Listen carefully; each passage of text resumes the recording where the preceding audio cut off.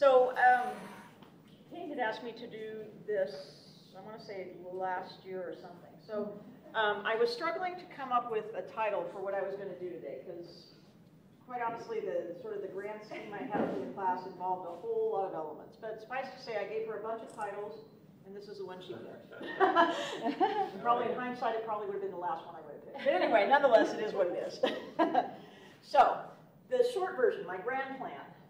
Last school year, I applied for a technology grant that ultimately I got, that had to do with basically creating a Psychology 100 course that would be competency-based and involve some elements of gamification and ethics. So that was sort of the grand plan. So the course would include a bunch of what I thought of as really cool new things, essentially, such as, and I think I have a pointer here, certainly badging, which I had come to start, I was learning about, but I thought actually was kind of a cool idea. Some elements of gamification, which I sort of loosely knew what that was, and I'm still learning. Certainly universal design elements, because we've been talking about that for either that year or maybe even the year prior, etc. Also, I wanted to add in some elements of increased student independence, opportunities for them to learn new skills in self-management, including things like time management, project management, self-discipline, goal setting, etc. At least in my own experience, I think while we want our students to we either want our students to sort of already have skills in those areas, or we sort of expect them to sink or swim in some ways. In other words, we're kind of not here to teach you these things. You have to sort of learn those on your own, or already have them, or you're going to sink, essentially. But I really wanted to sort of implement opportunities or do some things actually in the course that hopefully helped improve those skills, which I think our students quite honestly lack in a lot of ways. I myself am perfect in any of those. But that's what sort of my plan was. So a couple notes to self. So my initial plan for this course was to make it instructor permission only, and that I would actually physically sit down and talk with every single student who was going to enroll and say, here's the deal. This is a brand new gig. Here's what's going to be expected of you. Do not go into this lightly. Here's what's going to be expected, blah, blah, blah. So that was my grand plan. Talking to institutional research, quite honestly, that seemed like an easy way to go. I said, here are kind of the students I want to sort of target. In other words, I want to market this to, students who have a good history of online classes, been successful in online or hybrid classes, who are in certain degree programs that actually require Psychology 100. So anyway, I had this grand scheme of, here's who I'm going to market to. I'm going to have this conversation. I'm going to get these students because I want to start out this new class with a group of students who, quite honestly, have some demonstrated success. The short version of that was, administration said no. Pretty much, you can't make it instructor permission, just go in and take whoever comes along. So, sort of planning, the piece of the grant project certainly involved doing research and data collection. So I talked with Sally, and it was actually really, really helpful with regard to this. So my initial thought was, I want to see if this actually, if the success rates for this kind of course are better in some ways than the way Psychology 100 has been taught, around the campus and certainly by me. She was really helpful in saying, that's wonderful, but realistically, you're not going to get a big enough set of numbers to start with. And you actually probably do expect students in this course to do a little more poorly at first because it's brand new to you, it's brand new to them. So, in other words, scrap that idea. How about just going into this with sort of the research question of what characteristics of students would actually fit well into this type of course or this type of program? So that was sort of how that switched. I did actually create, I don't want to spend a lot of time on this, but I actually did create for students an informed consent form. Actually had them sign it, we read it, kind of like you would do sort of any research thing, so they were sort of willing participants. Second to that, going back to my PowerPoint here, I want to show you what I call the chart. Right here. So I created this difference. I created this chart to say, here are the differences again between what you typically would do in a psychology class, specifically with me, and probably other instructors as well, but I can only speak for myself. And here's what you're going to do in this course, which is going to be drastically different. And essentially, they were sort of as follows. So some of the main differences are. Oh, thank you. So a regular course with this instructor, attendance counts toward their final grade. I keep it every day, you know, it counts. It has I can't tell you what percentage because it changes a little bit every quarter, but it plays a role. Here, I would track, I expect them to show up, but it would have no relevance in the final grade. And my thought process was, if this really is about them demonstrating competence in different areas, yeah, attendance is great, and I certainly hope they come and take advantage of my being there to help them. But quite honestly, that shouldn't be an element of the final grade because it sort of defeats the purpose. Okay, assignment deadlines. Pretty much regular course, I set the deadlines. I don't take any late work. It's kind of black and white. Here, I'm not going to set the deadlines. You know the quarter system. You decide what grade you want to earn, what it's going to take you to get there, and you sort of set your own pace. Extra credit, you know, generally counts a little bit toward final grade. Here, basically none, because it has no relevance to competence, at least as I saw it. Again, instructor leads a class. Students work completely independently, hence the letting go piece. Here, students are expected to complete work outside of class. Again, expected to spend about 110 hours, you know, for 5-credit class here. You know, the class is set up that students could come in. It's in a computer lab every single day. They can come in and spend the entire hour working on these competencies or whatever they do. Whatever time they spend outside of class is kind of like how quick they are. You know, that's up to them. In other words, they have 55 class hours to knock out the work they're expected to do, literally. You know, instructor time, pretty much as requested here. Every single day, literally, there have been a couple exceptions, but every single day I go around to every single student in class who's there, and I say, what are you working on? What can I help you with today? What can I clarify? What questions do you have? You know, how can I help you here? Every single day.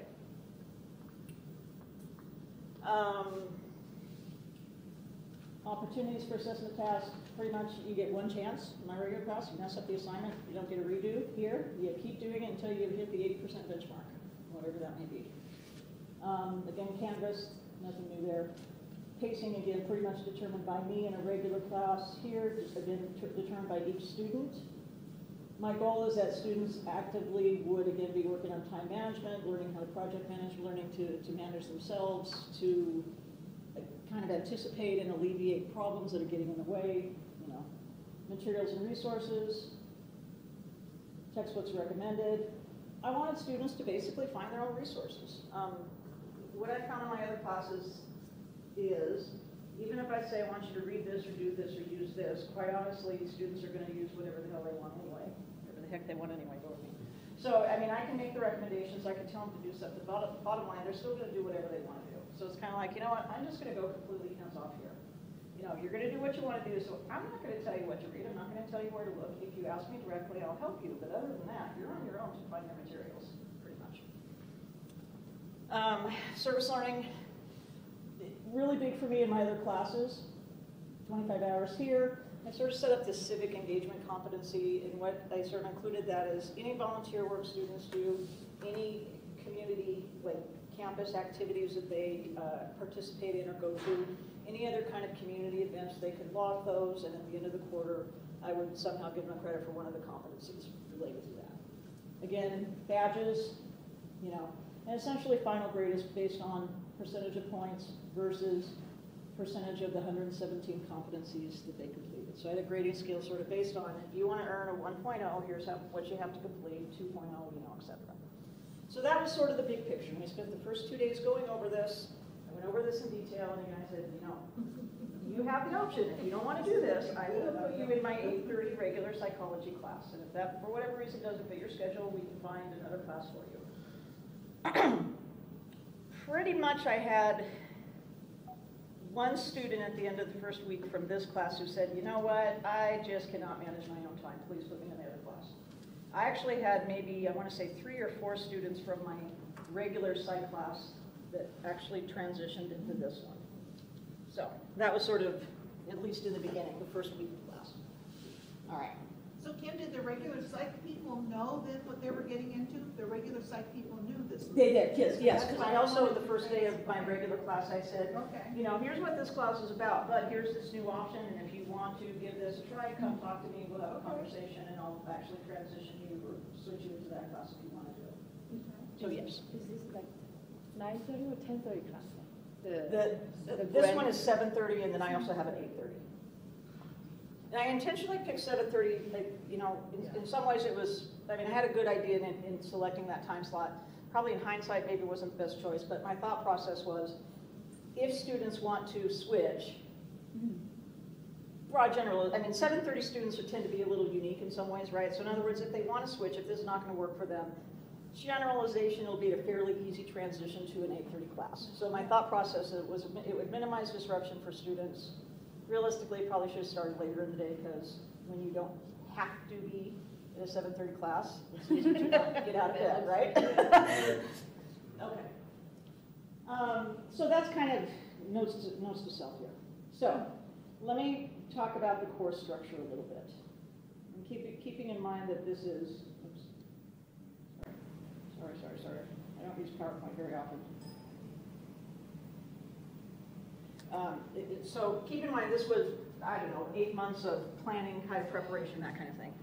So essentially students demonstrate competence in a variety of skill and kind of content or knowledge areas.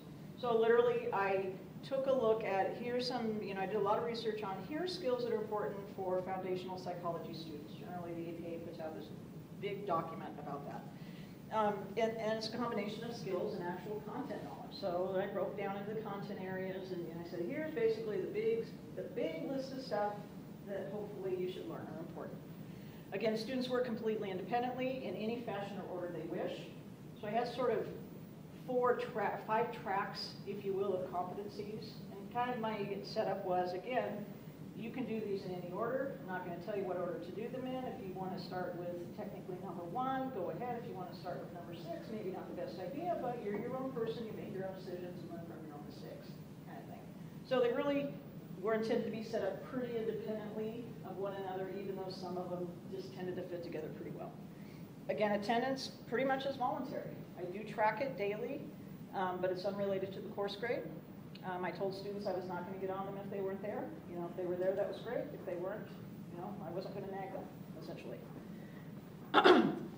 Going to the concept of UDL, you know, having students, you know, kind of identify their own strengths and challenges and learning, have them, you know, maybe use some methods of demonstrating their abilities in ways that make sense to them. So for the vast majority of competencies, I basically set up this system and said, if you want to do a written report, great. If you want to do an oral presentation, wonderful. If you want to make a chart or a graphic, so be it. If you want to do an audio presentation that I'll listen to because you think you do better talking than writing, wonderful. You want to videotape yourself, great.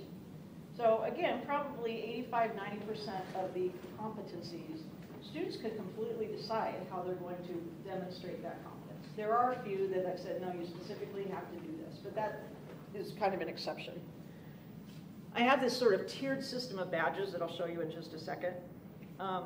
Any bonus points, the bonus point system I had set up, and the bonus points were sort of based on, you know, if you completed more competencies than anyone else during a particular week, you got some bonus points. Or maybe bonus points were based on, oh, you finally completed your first content quiz with an 80% grade. You know, essentially kind of variable reinforcement. You don't know what you're going to get the badges for. They just are going to show up essentially, and it's a bonus and a motivator for you to continue. So essentially the grading scale I had set up is complete this percentage, and it was based on you'll either get an O grade or a 0.5 grade, so like 2.1, 1.5, 2, 2.5. Any gradations in the middle, so 2.6, 2.7, 2.8, totally would depend on how many bonus points they've earned over the course of the quarter. That probably is very convoluted, but that made sense to me at the time. Just go with me. Go with me on that. Okay. Students, again, monitor their own progress. There's a leaderboard or a scoreboard, so they all have sort of an alias. They can go and look at that leaderboard or scoreboard at any point to see where they're at compared to other students in the class. And again, pretty much I set up, I wasn't going to instruct at all. Okay. I'd answer questions if they asked me directly. Absolutely no lectures. Again, I wasn't going to nag them. If I go and say, you know, John, how you doing today? What are you working on? And he's working on geography. I wasn't going to nag or say anything. It's like, okay, John, you're the boss. You know what's best for you. I'm just going to let you go about your business and do what you do. And have study hall. And geography tends to be, and not that this happens a lot in class, but there are a couple students who it's often geography they're working on, so. But suffice to say, I really had to kind of learn to keep my mouth shut. And it's kind of like if students were really behind, I wasn't going to say, you know, have you done the math here to determine how many you're going to have to do in a week to kind of catch up? It's like, okay, great, good, glad to hear it. Just let me know how I can help. So that's sort of the letting go piece. I've just kept my mouth shut. Whatever you want to do is great. You're the boss.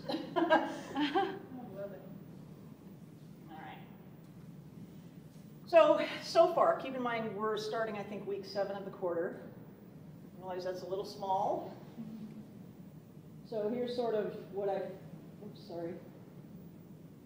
here's kind of what I found.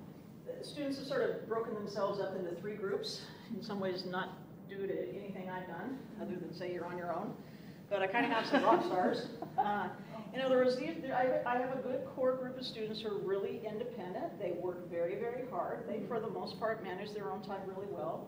And when they present some competency to me, whether that be in writing or through a discussion or whatever, they have really spent a lot of time and effort trying to grasp the concepts on a really, really, really deep level. They've gone above and beyond what I've ever expected of them.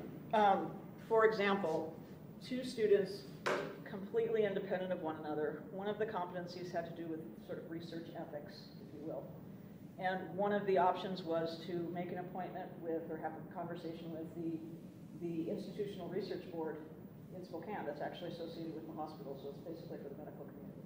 And these 2 students sort of independently, and I actually helped them kind of coordinate it together, but basically went and met with the IRB chairperson, for lack of a better phrase, had this great interview with her yesterday. It's kind of like, number one, that was sort of an above and beyond. You have to do some additional steps other than just look up some information. And I haven't looked at their work yet, but they're really invested in learning some deep intricacies of information and going well past just the surface information. So they are the rock stars. The wannabes. I have a group of students also who try really hard. They're just, quite honestly, not the best student. They really are struggling with the concepts of being independent, working independently. They're having a hard time grasping concepts that's specific to psychology. So for example, one student who I met with yesterday, she did a great job in talking to me about what a correlation is, the variables that have to do with correlational research. She could tell me the differences between positive and negative correlation. She could give me some great examples, but she did it in the context of cars. So when I tried to direct her, can you give me some, these are great examples, can you give me some other examples? She sort of really struggled in that direction, or in that way. This same student in operational definitions, again, she did a great job of explaining that concept as if I knew nothing. But again, she sort of did it in the concept of sort of hard science, hard data, and had really great difficulty applying that to kind of behavioral science issues. But nonetheless, the competency was set up to say, you know, here's what you need to do. You need to provide some examples, and she actually did that. So try really hard, they're just struggling. That's just the way it is. The desperate. They've essentially farted around for 6 weeks, going into 7. They are sincerely hoping and praying and wishing they could do things all over again, quite honestly. Kind of going back to the swim analogy, they know that they can barely dog paddle, but they still swim out to the deep end without a life vest or air tank. So in other words, these guys are really desperate. They have basically done very, very, very little, and they're regretting it. And then the departed. They've done basically, or in some cases, absolutely nothing for 7 weeks. Some are lost at sea, and I do have one gentleman. He has been there. He has been more consistent than any other student. He has been there literally every single class day without fail. He's here at like 7:15 in the morning. As soon as I open the classroom, he's in there. He's working away. He's always has some window open related to psychology, but he, aside from attempting one kind of content exam early in the quarter, he has literally done absolutely nothing else. Every day, and his name happens to be John. Yeah. I'm picking on him. John, how you doing today? Doing good. What? Any questions? Anything I can help with? No, I think I'm doing just fine. It's like, okay, John, you're the boss. And then some of them, you know, like any other class, you know, they show up for a little bit, they don't show up ever again, and no matter how many times you try to contact them, they're just sort of lost. So I guess in some ways this is, at least in my experience, not real different than any other class. Is it 25% in each category? No, I would say probably of the maybe 20, I had less than, I usually have a class of 45. This class, I think I had maybe 30 to start. A couple dropped, one had a medical issue. There was a couple of drops, but suffice to say of the maybe 25, 26, 27 on my roster still, I maybe have 3 to 4 rock stars, a good handful of wannabes, again, a bunch of desperates. Actually, it probably is about 25%, to be honest. I would have thought that through. Maybe a percentage here or there, but it's pretty well broken up along those lines.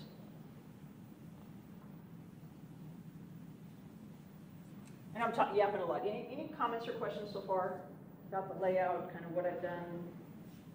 Anything? And I'll show you guys some more stuff. Thank you. So in the everyday class, they came in 8:30, and then you just 7:30. 7:30, yeah. And then you just let them do what they are studying. Like you just ask. It's a computer lab. They come in, they sit down, they pull up their stuff.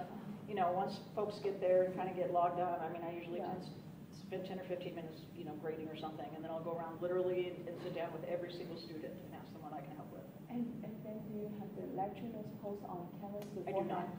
No, just rely on the book, textbook. Well, I mean, as with any class, you could say the text, it's in my experience, you say the textbook's required, but quite honestly, some of them are still not going to get it anyway.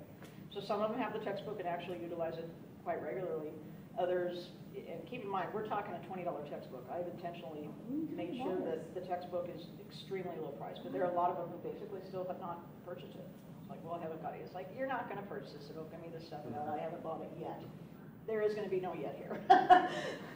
So, all right. So let me show you very quickly, before I kind of move on, kind of some of them. So I showed you the acknowledgement, I showed you the differences. Here's some of the list of competencies, accurate or not.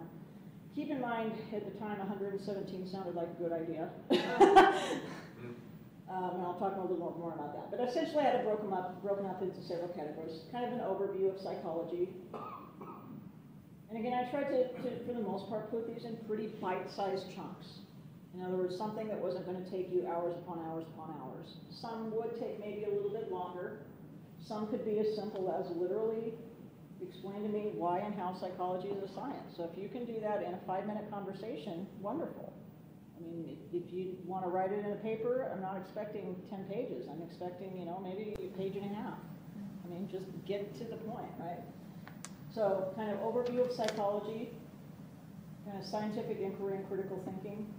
So again, operational definitions, fallacies, you know, summarize some ideas from psychology sources or articles that I provide you. You have to kind of make sense of those and show me that you make sense. Again, objective sources of information, show me that you can navigate some databases, interpret some simple graphs, you know, etc.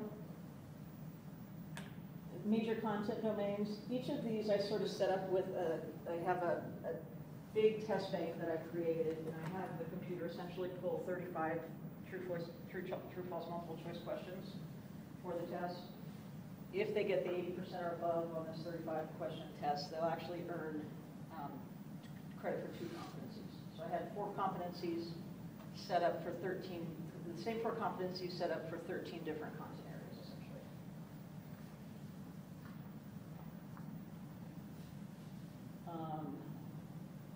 Kind of the area 4, ethical and social responsibility. Again, ethics codes for research, you know, role of an institutional review board, ethical standards, you know, some stuff on diversity, you know, positive personal values, etc.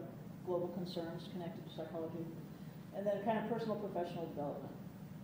So stuff on self-management, identifying own challenges, being able to incorporate feedback, do some inventories and assessments, utilize peer review and feedback to improve your own quality. You know, improve performance through looking at the rubric, quite honestly, and, you know, learning how to do that. You know, so all of these kind of things. So that That's the big list of 117 that I thought was the magic number, at least in the beginning. All right, a couple of other things I'll show you real quick. Keep in mind I've set up a badge for every single competency, and I talked about tiered areas. So every single competency earns a banner, and then within those subcategories I had set up, if you complete all the competencies in a subcategory, then you earn a, I want to say it's, I had it set up as a shield, and then it's like if you complete all the competencies in the whole area, like A, B, C, D, or E, then you get a trophy kind of thing. So essentially, there's a competency for every single thing, as well as, and I'm flipping through here real quick, but as well as some of the bonus things, like you were the rock star for week 1 because you completed more competencies than anyone else, or, you know, kind of thing. So I really actually enjoyed using the badging program. That's actually been pretty fun, and I'll talk more about that and maybe how to do that if you guys are interested. So we just take a pause for a second. Any questions or things I can answer so far before I kind of head forward a little bit? Did you use the badging program that's in Canvas? I did. Or the Canvas badge? And actually, I started using that in my other class a little bit. And again, students only know that if they happen to get awarded a badge, and I've been awarding badges for, you know, sometimes I'll have students break up into groups and do a kind of a, you know, I call it a quiz. And it is graded, but it's not like, not a true formal quiz. It's kind of like work together on this worksheet kind of thing. And it's kind of like, and I'll say, all right, it's competition. So sometimes I'll actually bring in prizes. I've got that from you. You know, they bring in, you know, bags of popcorn or stuff from your house or whatever. So it's kind of like the, you know, the team that wins gets a big prize, and the second team gets a lesser prize, and you know. Or I've set it up where not only will you get a prize, you get some bonus points. Or sometimes if the students who scored for second or third on a particular assignment or test or something, they'll also just get some bonus points and they'll get a badge that represents that as well. So I've actually started incorporating that in my other class. So kind of overall reflection so far. Number 1, change is good for everyone. Even though I make some sort of changes to my class every single quarter, it still, for the most part, is the same class run in the same way. So quite honestly, I get bored. So it was actually good for me to completely go in, literally in some ways start from zero, from scratch, toss everything I've ever done, and literally create 117 potentially new assignments. And I think it's been good for students too.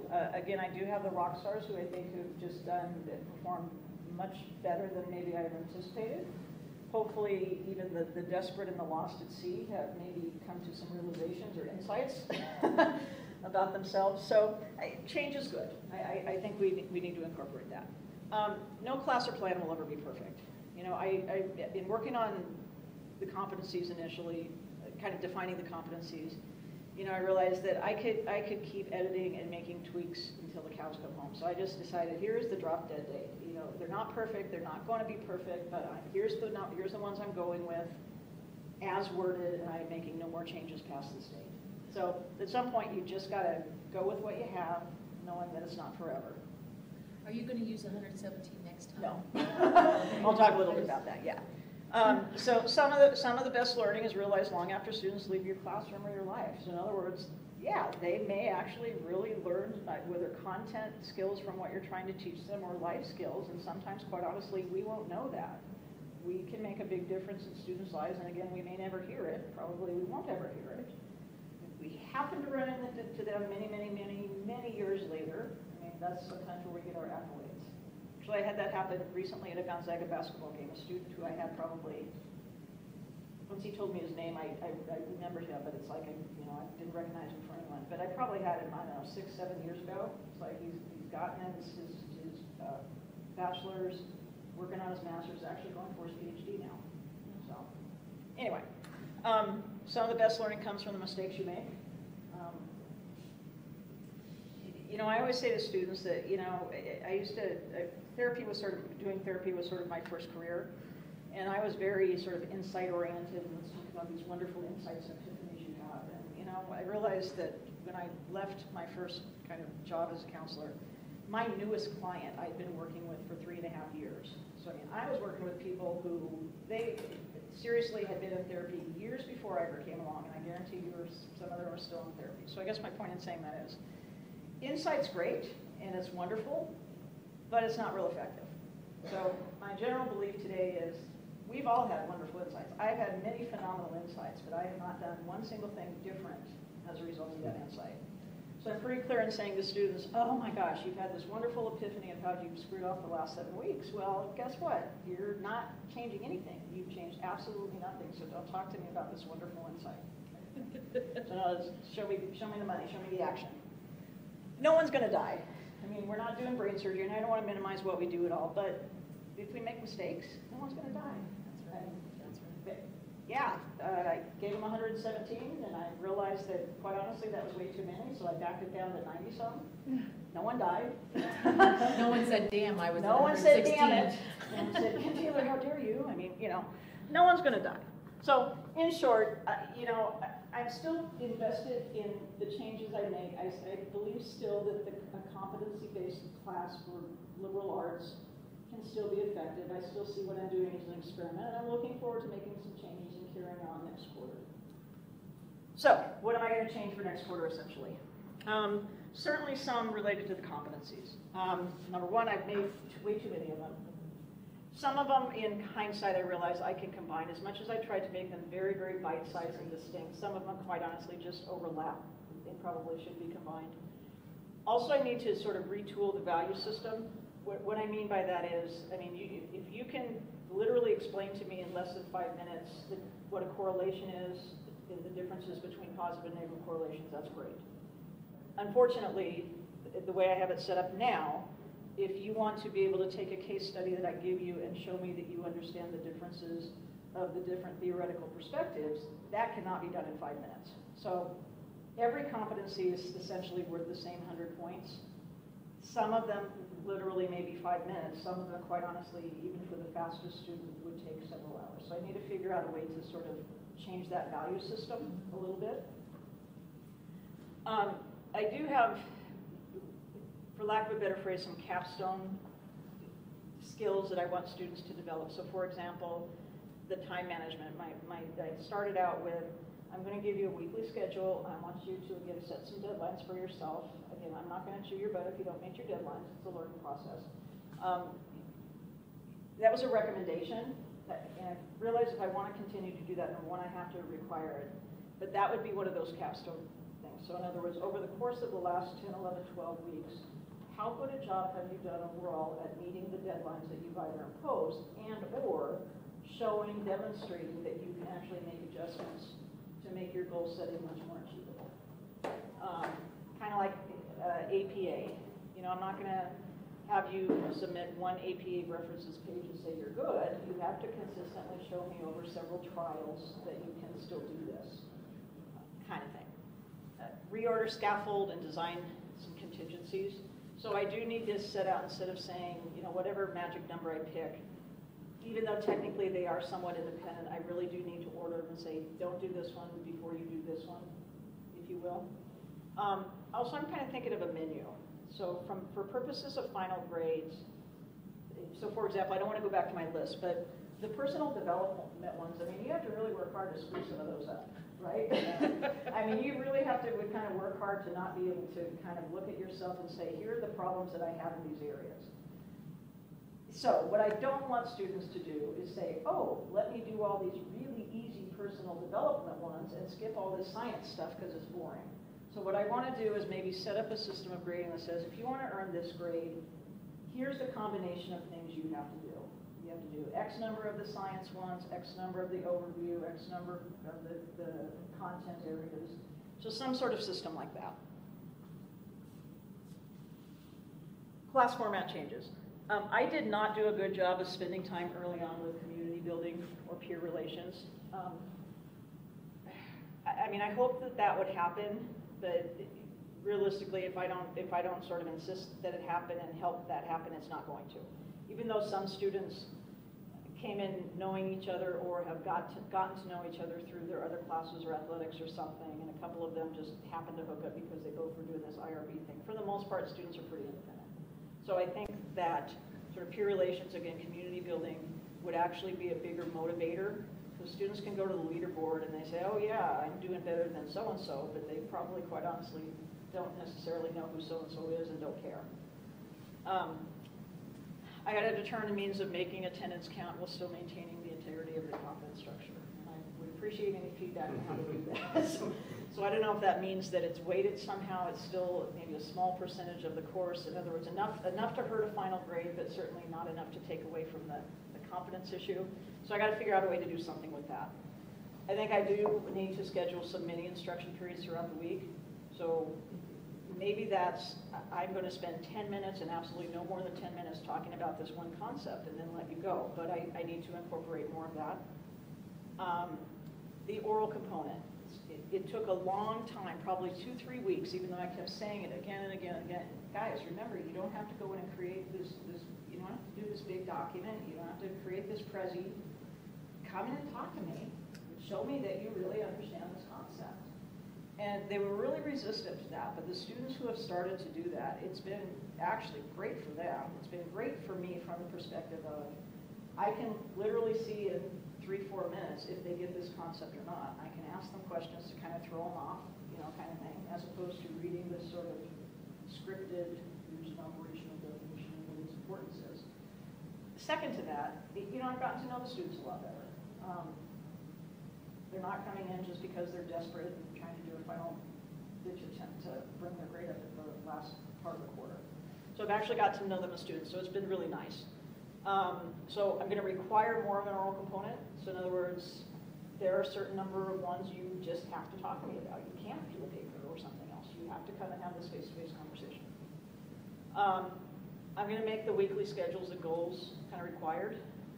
So in other words, this is part of the deal. If you potentially want to earn credit for this competence of goal setting and time management and all this stuff, then you have to do this every week.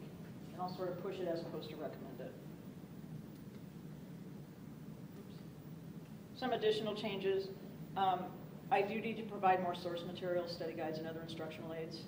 Again, kind of right or wrong, I went into this with, the things I already recommend students generally don't use anyway. So I'm going to kind of leave it to them. I'm going to let them figure it out themselves. So even though they realistically may not use them anyway, at least I'm going to create them. I would feel better about that.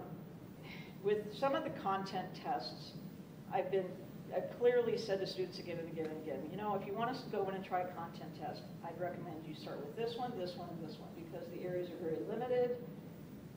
In a standard psychology textbook, intelligence tends to be part of a chapter, a single chapter with like 3 other areas. So in other words, an extremely narrow field, extremely narrow area. They have consistently picked the most difficult content areas that have 400 potential different types of questions on them. And, so it's like they're not listening when I'm saying, it's like, do this, this, and this to build your confidence. Oh no, let me start with the absolute hardest one possible. Jeopardy $200. Exactly. I still want to allow multiple options to demonstrate competence, so I need to add some additional structure and limits. So in other words, okay, you can do some written responses, but here's the limit. You can do 3 PowerPoints, but if you're going to do another slideshow, it's got to be something different. That's just my personal thing. Or you have to do X number of oral presentations or something. I did not do it, though it was part of my intent, I didn't do a good job of creating a really good system of regular opportunities for self-reflection and adjustment, so I really want to add that piece. And then just a couple of other things. So I have Gradebook and Canvas, but then the leaderboard, I actually have it a separate Google document because it's public, that way students can see it. But what I'm finding is I have to enter it in both places, which is kind of a pain, number 1. Number 2, quite honestly, sometimes I forget, so then I realize, oh crap, did I add that, did I not? And I have to go back and double check that. So I don't know if there's a way to integrate, to just have better integration of that in the Canvas system, so I don't have to sort of manually do that, number 1. Number 2, I think it'd be really cool, and I don't know how to do this, but a graphics person could probably do it pretty easily, but someone who knows Flash, I don't know if there'd be a way for each student to sort of have their own progress bar of visual. display that they see in real time that says, here's how far you are toward, you know, your 1.0 or your 1.5 or whatever. So I'd like to be able to do a couple of those things. I personally don't have the skill to do that, but we'll work with some folks. So I've been yammering a lot, but now it's your turn. What are some things you've always wanted to try out? What are some things you're thinking, oh, wouldn't it be so cool if I tried this? Or gosh, I wonder how this would work. What are some things you wanted to do? John? Talk less and have them do more, you know? Okay. Flip, you know, kind of flip Yeah, classroom. yeah. You know, I remember, Polly, you probably don't remember this because it was sort of non-consequential, but for me it actually made a big impact. I remember having a conversation with you once a long time ago about students self-imposing their own disciplines. What I'm remembering, and this I could be remembering incorrectly, is that it was sort of this experiment for you that didn't go well, but, correct me if I'm wrong, but that actually really was important to me. I thought, you know, this is really, quite honestly, a really important tool that students don't have. And for many quarters now, I'm thinking, how can I actually do this in a way that's not going to make it so labor intensive for me to sort of manage and keep track of? But I actually want to try and see if it works. And in some ways, I've been able to do that here, and it's not worked well. I mean, it's not worked as wonderfully as I want to. I need to make some tweaks. But I theoretically think that's actually a really good approach. Say, here's what you have to do. You figure out how to make it happen. I'm not going to impose these deadlines. I'm not going to tell you, no, it was late. What part of late are you not getting? You know, you set your own deadline, and if you miss it, learn from your mistakes. So, I think these are all things you would have done that one, but are essential skills. And there's, Yeah, they these are. are the ones, it's not so much the content of what we're teaching, because we all know that for most of us, yeah, in 10 years it's going to change anyway, maybe faster. yeah, But it's the skills are going to carry them through whatever yeah. career they embark on. And that's what I think is the gift you're giving them. And even though there's the fucking Broncos things. Yeah. And it's got a couple comments. Seems to me there's been a number of examples where faculty could self-select the students that they want to come. And that might even help with you, Meg. Like there was the honors. Sure. Those would, I don't know if those goes out, but there was that. And then I know for a long time, I'm not sure if they still do that, but there was math classes and math for art majors. So the art only had to be an art major, but you could get the special math, and the special math teacher looked after the art majors. So there's examples of that we've had. And I would encourage you to pursue that. Yeah. And you'll do it again. Yeah. What else would you guys like to try? What else are you thinking? I wonder how this would work. Or you just maybe for whatever reason haven't done it. Yeah, you know, they've asked for the 3 to 4 rock star students. Like, do they all buy your required textbook, or they don't? Like, how they're so successful? One with of it? the 3 or 4 that are coming to mind for me immediately, one of them has the textbook and actually 2 of them have the textbook and use it. Actually, no, I take that back. I think all 3 of them, quite honestly, have the textbook. And again, it was $20. I mean, Yeah. you know, it's a textbook I've been using a long time. It's, you know, the version they can get is $20. I mean, I've intentionally kept it extremely low. So those 3 students do have the textbook. And then for that, Kind of that next group of students, some of them do, some of them don't, but they've been able to find enough kind of resources on their own. Again, they still kind of struggle, and they probably would struggle even if they had the textbook. But, because I think that's just more their own learning and not necessarily the content. Do they go to Wikipedia to get their? Yeah, I mean, they do. To some extent. I mean, I'm also finding that students are going other places. And again, if a student asks me, I'll say, you know, if I were you, you do whatever you want, but if I were you, this is probably where I'd go, at least to start. So, and again, I try to be real hands-off, and it's like, if you ask me a direct question, or if you ask me for some advice, I'll give it to you, but other than that, my gap shut. So it's kind of like, you gotta ask for the help. And then for the 25%, like who are like the what is desperate, right? Yeah. Do we, you know, do you think that we can do some way to that percentage can be decreased? I mean, yes. I mean, again, they legitimately messed around for 6 weeks and did very, very, very, very, very little. So I think from my perspective, what I could change is, even if it still didn't become, not that I would want to make it this way, but even if it was an egg, it's like, okay, now let's just take a break here and do some math, right? In other words, by this point, here's what you should be at, and whether you are or not, that's up to you, but if you're going to make some changes, come talk to me and I can help you, or figure that out yourself. But in other words, I think if I just, in some ways, made it much more conscious for folks, that would have helped. In some ways, being a little more, just a little more directive, or giving resources, I think to some extent would have helped, but there are always going to be students who kind of mess around and just procrastinate, and everything else becomes more important, and then they're just going to end up desperate. I mean, I just think that's just the way some students are going to function. And I think as much as we try, I think we can help some of them, but not all of them. Are those the students who would be better served by your 8:30 class? Yes, they would. And it's kind of like, again, 4 weeks ago, well, I didn't know how to teach myself. It's like, what part of this chart that we spent the first week going over are you not getting? I mean, it says pretty clearly, you're going to work independently. I prefer you every single day to ask what I can. Oh, no, I'm doing fine. So it's kind of like, you know, you're spending a lot of time here complaining, but you're not getting anything. I mean, literally, I mean, so you're spending a lot of time here complaining about this, and you've gotten absolutely nothing done. So suck it up, take responsibility, and make some changes. Do you think you could compare the abilities of each class, like the 7:30 versus 8:30? Who's getting it? Or is it just all You know, who I would call the rock stars, they are really getting it. They are just, I mean, doing a phenomenal job. They're just doing much better than I ever expected. Now keep in mind, my 117 was way out of reach. That was just unrealistic. But for the amount of work they're doing compared to other students and the quality of the work that they're doing, they are just doing a great job. So I have, again, lowered the number of competencies. I just closed some of them. And I'm still going to have to make some sort of adjustment. But they are doing really well, and I would say much more so than my 8:30 class. Okay. I mean, there's always the occasional. Better for the best. I mean, yeah, they really are. That's why. I mean, they're really invested in learning kind of some information on a really deep level. I mean, and much more deep than I would go into, certainly in my 8:30 class at all. Okay. So.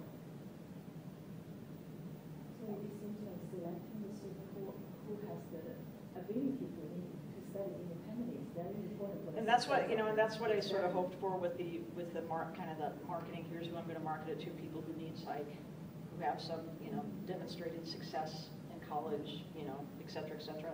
So that was my intent. That just, again, just didn't kind of didn't go over well. Right. I'm also thinking with first generation college students, they might need your guidance, like your lecture. They do. cannot survive without your, you know, like directly just swim by yourself. Then they're not going to survive very I well. mean, you know, yeah, the 3 or 4 rock. So going back to kind of the research question that sort of morphed from, you know, will they do better in this class than any other class, but more like who's the kind of student who might do well in something like this. The 3 to 4 kind of rock stars are a little bit older than most of the students. Literally the desperate and the departed are pretty much the 19, 20-year-olds. So it's like those who, and some of these older students, they don't necessarily have any more college experience. They still potentially are first-year brand new students, but they just have a little more life experience. That's interesting because as stereotypes go, they might be less likely to have some of the digital skills. That's true. That's interesting. Yeah. Well, and one guy, you know, and this was self-reported. I don't have a way to, I mean, there's some things I can verify through student data, some things I can't, it's just self-report. But one of these rock stars, he said he's done, I want to say 10, my number may be off, but it's something like, he said he's done 10 online or hybrid classes. And it's like, I don't have a way to verify that because, you know, it doesn't show up. I mean, class is class is class. So I've asked him about it. Now, it really has been 10? Oh, yeah. So, you know, he wouldn't be my number 1 rock star, but he'd probably be my number 2 or 3. So, but I do think to some extent, that's made a difference. I mean, I haven't looked yet, so I will track GPA sort of prior to the class and that kind of thing. But, you know, if the guy's done 10, you know, hybrid or online classes, they clearly can do relatively well. You could market to people who were taking online or hybrid English 101 right now for next quarter. Yeah. You know, send a poster to their teachers. Yeah, that would be interesting. I mean, you could certainly align with our students. Like, Well, yeah, you guys are part of my plan. is a part, I would Give me the say- ITP, give me the addiction studies, give me Yeah, the exactly, rehearsing. yeah, exactly, they would have had Yeah, all hybrid or online. yeah, And you know we're probably somewhere, Yeah. they would exactly need that. yeah. So I guess here's the other question, touch bases. The rock stars are gonna do fine wherever, it doesn't mean that they don't Yeah. matter, we cherish them. The departed and the Wopic honors are the ones that, okay, we're supposed to see that there's completion, and you're supposed to call them up, and we're supposed to get completion managers after wherever Yeah. the people are, and we're supposed to go to the tutoring center. And so, what are you doing to salvage those? Or do we just say, hey, we have these opportunities? And then, that's, despite the fact that in hindsight, this probably would have been the last title I picked, I sort of let King, essentially, but, philosophically, in some ways, it sort of brings up a question for me, to what extent, and I'd like to hear your feedback on this, but to what extent do we really sort of say, you're gonna sink or swim, and maybe I'll save you from drowning, maybe I won't. So I don't know, do we have an ethical obligation in some ways, or moral obligation, or I don't know. teacher obligation, or whatever? To what extent do we have an obligation to kind of make every last ditch effort to save these folks who in some ways, either maybe shouldn't be here, don't want to be here, don't care. I don't know. So, there's a part of me that struggles with that. Again, right or wrong, I've taken this pretty hands-off approach, just to see what would happen. I like that. Novelty. If I had done something different, would it make a difference? Maybe for some, but quite honestly, probably not for Did most you of do them. any early alerts or anything like that? I didn't, formally, no. What I did do is literally, again, I've had a conversation every single day with every single student that's been there. When they've not shown up, I've emailed, I've called, I've offered to meet with them That's pretty outside of hands-on. class. That's pretty hands-on. And I was, to be honest, I was better at that in the beginning, the first 3 weeks of class. I've not done as well with that now, and again, right or wrong, my own justification, my thought process is Week 7, Three, 20, 3, 4, 5 weeks, I've been over backwards to help you here, and you've done nothing. So at what point do I say, you're on your own? Right. So formal early alerts, no. I thought, what, I've seen these people daily, I kind of got them into this, so I'll sort of be my own early alert system. Do you think the 7:30 takes quite a bit more time overall? Here's where it is taking more time, because I'm, again, right or wrong, if students want to meet with me to do the 5-minute, literally sometimes it is a 5-minute oral presentation or less, I've actually scheduled that outside of class time so I can focus class time on literally going around and helping every student. So from that perspective, just by scheduling outside of this class designated time, absolutely. So if I can work out a system where I still have the chance to help everyone who needs help, at least check in with them daily, plus take a small amount of class time to say, okay, you 3, you get 5 minutes, show me what you can do in 5 minutes kind of thing, then I think that will make a big difference. So I've enjoyed meeting with the students outside of class. It just has taken obviously significantly more time. So I like the approach, I just don't like how I structured it, the kind of meeting outside as opposed to in class. And I certainly would still do that to some extent, but it's been literally 100% outside of class. What else? What do you want to do to reinvent yourself? Are you bored with the way you do things? Not yet. Okay, that's good. I'm sure it's coming. Yeah. The thing that I think about is that we know from John Tag and lots of resources that students don't stay in college because we're wonderful teachers. They stay in college because they have a coterie of people that support their learning and their lives as members of an academic community. So if everybody works as a monad, then where does that community piece come in the classroom to make them cohere? And you said that you wanted to do more of that building. Yeah, I did. I had great visions, and unfortunately it didn't translate into reality for this quarter. Well, they got popcorn. Well, that's my other class. Oh, okay. Oh, that would have Maybe I done should it. bring, that would help. I should bring popcorn.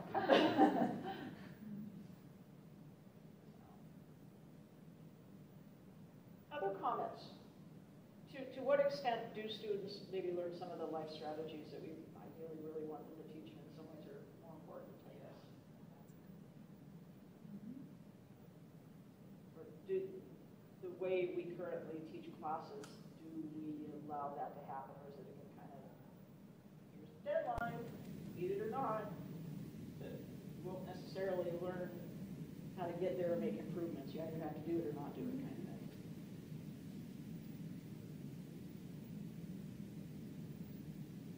You're making them to be responsible learners. You're pushing them to be achieving that goal. I mean, it is kind of tough love, a tough love approach, right? Yeah.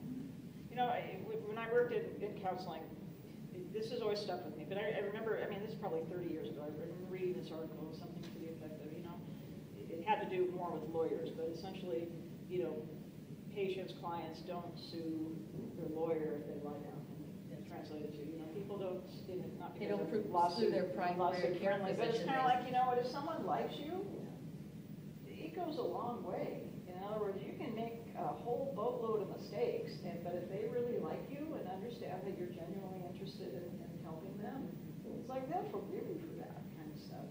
So, which kind of ties into, you know what, if they just genuinely see that you care, it's kind of like, you know what, King, I'm not going to tell you what to do here, you're the boss, I'll help you if you want, but I'm not going to be your mother.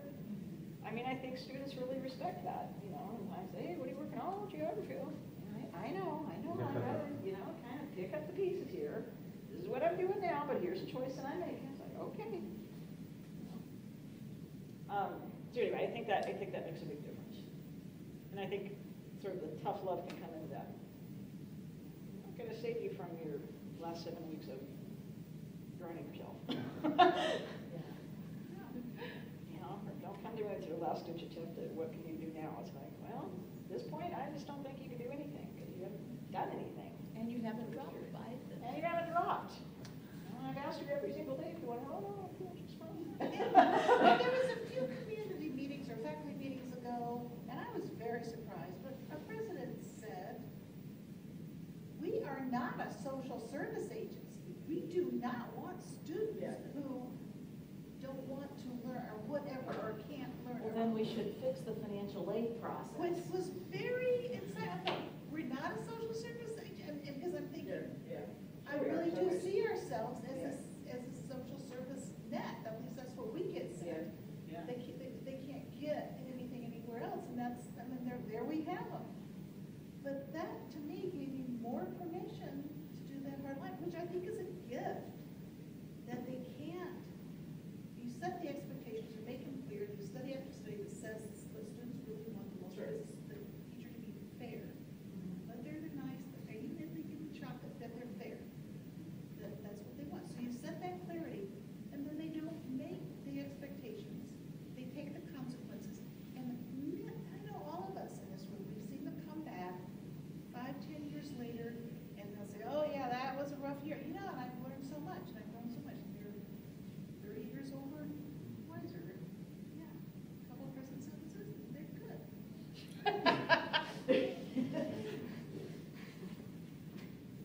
Any other last minute comments, questions? Yeah. I guess my last question for you is, if you have these ideas, things you've been thinking about for a long period of time, things you're going to do differently, what's stopping you? No one's going to die, people. It's gonna die. That's good advice. You gotta start somewhere. No one's going to die.